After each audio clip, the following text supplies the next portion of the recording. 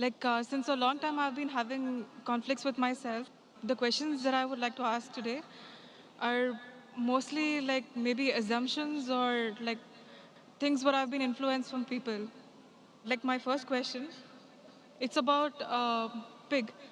Uh, Basically, I would like to know what exactly is the meaning of haram.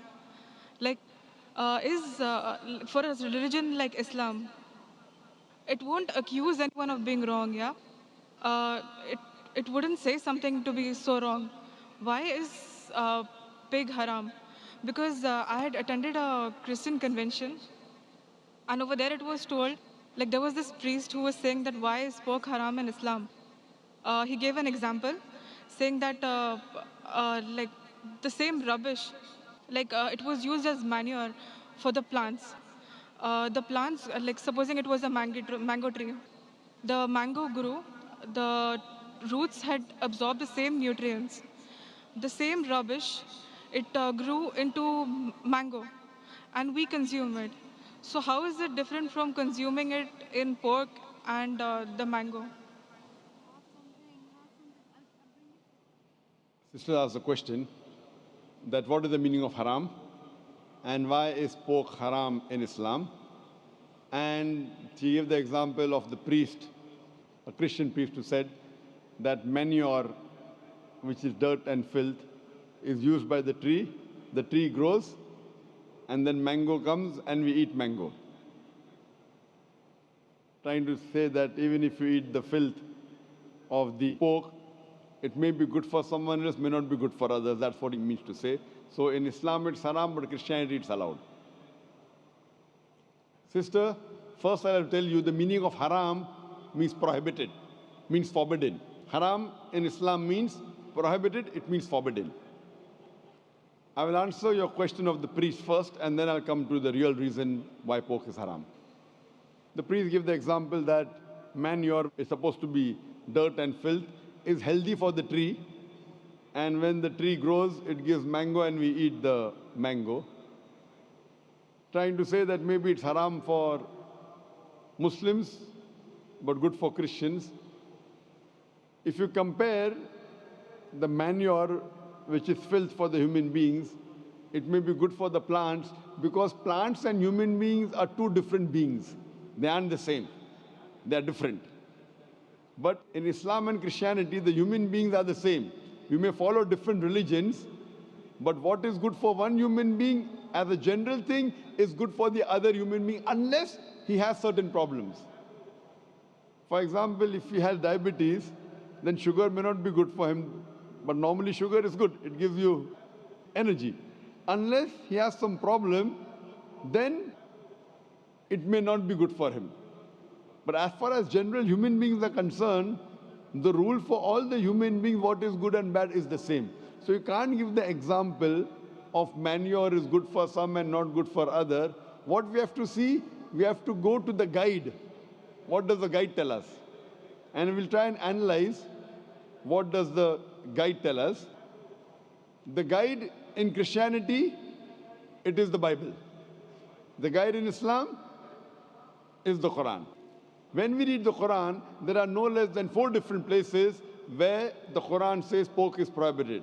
Allah says in the Quran in Surah Baqarah chapter 2 verse 173, in Surah Ma'idah chapter number 5 verse number 3, in Surah Anam chapter number 6 verse number 145, and Surah Nahl chapter number 16 verse number 115, Hurrimat alaykumul maytutu waddamu walamun khinzir, wama uhilla li ghayrillah bi. Forbidden for you for food are dead meat, blood, the flesh of swine, and any food on which any name besides Allah's name is taken.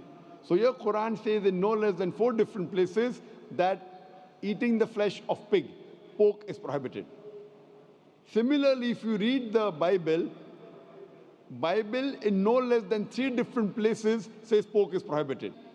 Bible says in the book of Leviticus, chapter number 11, verse number 7 and 8, that thou shalt not eat the flesh of swine, nor touch its carcass. It's unclean for you. A similar message is given in the book of Deuteronomy, chapter number 14, verse number 8. Though the swine has cloven foot and it chews not the cud, it is unclean for you. Similarly, it's mentioned in the book of Isaiah, chapter number 65, verse number 2 to 5, that you should not have the flesh of swine. So Bible says in no less than 3 different places that you should not have the flesh of swine. And Jesus Christ, peace be upon him, said in the Gospel of Matthew, chapter number 5, verse number 17 to 20, that think not that I have come to destroy the law of the prophets. I have come not to destroy but to fulfill.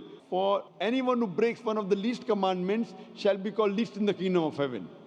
That means if you break one law, one jot or tittle from the Old Testament, you shall not enter Jannah. So as a Christian, if you believe in the Bible, then eating pork is prohibited for you, is forbidden for you, is haram for you. If you are a Muslim, if you believe in the Quran, it is prohibited. If you do not believe in the Bible or do not believe in the Quran, let's analyze what does today's reason and logic and science say about pork. Today's science tells us that if you have the flesh of swine, there are chances that you may have no less than 70 different diseases. You can have pinworm, you can have roundworm. The most dangerous amongst all these diseases, it is tapeworm. It's called as Taenia solium. And it harbors in the intestine and is very long. Even if you cook the food very well, the eggs, the ova of Taenia solium does not die. And from the intestine, via the bloodstream, it can go to almost all the organs of your body. It can enter the eye and cause blindness. It can enter the heart and cause heart attack. It can enter the brain and cause brain damage. And by the time you realize you're suffering from the disease, it's an irreversible damage done. Furthermore, today science tells us that when you eat pork, it is more of fat-building material rather than muscle-building material. That's the reason most of the people who are regular pig eaters, they have got tires, they have got flaps. Today science tells us that by eating pork, there are high chances of having atherosclerosis. Today science tells us that if you eat pig regularly, you may have hypertension. That's the reason more than 50% of the Americans today, they're suffering from hypertension because most of them are pig eaters. Today science tells us that one of the most filthiest animal on the face of the earth is the pig. Wherever you find dirt and filth, you'll find the pig there. Today science also tells us that pig is one of the most shameless animal on the face of the earth. Pig today is one of the most shameless animal on the face of the earth. It enjoys seeing its spouse, seeing its mate have sex with his friend. In the Western countries, we have dance parties. After dance parties, we are swapping of wives. You sleep with my wife, I sleep with your wife. Do you think it's modest? And there is a scientific thing that you eat pig and you behave like pig.